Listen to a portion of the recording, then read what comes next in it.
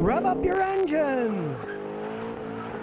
Stevie D says, Scotty, what's your wish for Christmas? Steve in Scotland. I just wish that I stay healthy and all my fans do, and they keep watching me. And I keep having so much fun helping people out with their problems. Hey, there's so much false information out there. There's so many people taking advertising money and lying about stuff that I'm having a riot helping everybody out. My wish is I can keep going forever doing this stuff for people because, hey, everybody needs a little helping hand. And, you know, you work hard for your money. You don't want to waste it on garbage that doesn't work or on bad advice that'll throw money into an endless money pit car. I mean, I love helping people out, and the more people listen to me, the more I can help out. So let's hope I can just keep rolling for another few decades. Alan DeWitt says, what do you think of the WRX manual transmission? I'm thinking about getting a 2011 WRX with 150,000 miles. They're excellent manual transmission. There's no arguing that. But it's a 9-year-old WRX with 150,000 miles. A lot of people rag the heck out of them. Now, if that vehicle was driven by a young kid, I wouldn't even think about buying it. If it was driven by an adult, you still want to pay a mechanic like me to check it out before you buy it to make sure it doesn't have any serious problems. The main problems with the Subarus are their automatic transmission, and you're bypassing them all if you get that. But you still want, especially, have that engine checked to see if the head gasket's leaking. I got a video how to tell if your head gasket's blown, and all mechanics have that little test kit, and it takes them 5 minutes to tell you whether the head gasket's got a problem with it blowing or not, and it's worthwhile to pay them to do that test if you're going to buy one of those used. Country Mouse Living says, a 2000 Chevy Silverado 4.8 Vortec. Are they good trucks? My friend has one with 372,000 miles. Okay, now if you take care of the older Chevy trucks, they could last quite some time. I've got a lot of customers with those 4.8 Vortec Silverados, and they're driving around. They beat the heck out of them. They carry a bunch of stuff in them.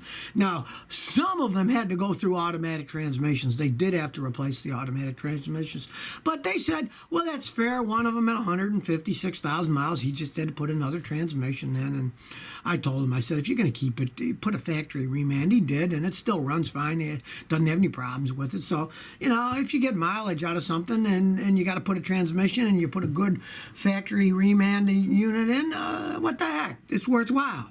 The newer ones, not so much, but you can find one that's in decent shape. If you're thinking about buying a used one, they can be good, and they don't go for all that much money when they're that old with that many miles on them. Chicken Boy says, are dual catch cans a waste of money for a GDI engine? You don't need 2 catch cans. The reason you need a catch can on the older GDI, especially the Volkswagens, is because the engineers weren't thinking when they designed them.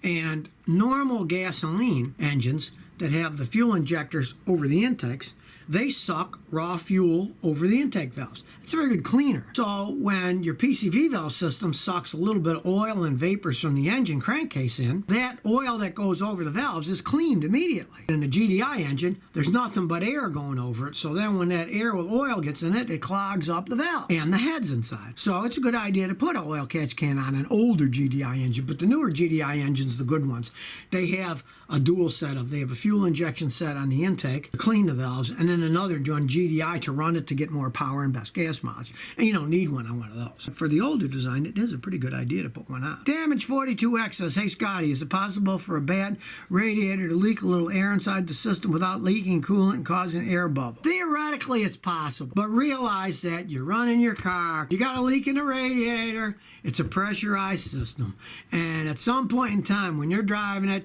that pressure is going to get up to 14, 15 psi, and it's going to squirt fluid out of the radiator. It's only logic that's going to do that. Now, I have personally seen cars that on the intake side of the water pump, that hose assembly developed a leak, and the water pump was actually at certain speeds of really high spinning, sucked air in through the leak and got air in the system. That theoretically can happen. I've actually seen that happen. As for the radiator itself, nah, like I say, because then when you shut it off, if it's got a leak, the pressure's going to build up, and the pressure builds up in your radiator the most when it sits, when you shut it off, and it's hot soaking, and it would always squirt out then. It has to, because it's a pressurized system. But I did see a leak on an intake hose to a water pump that did that and sucked air and made bubbles. You might want to check that.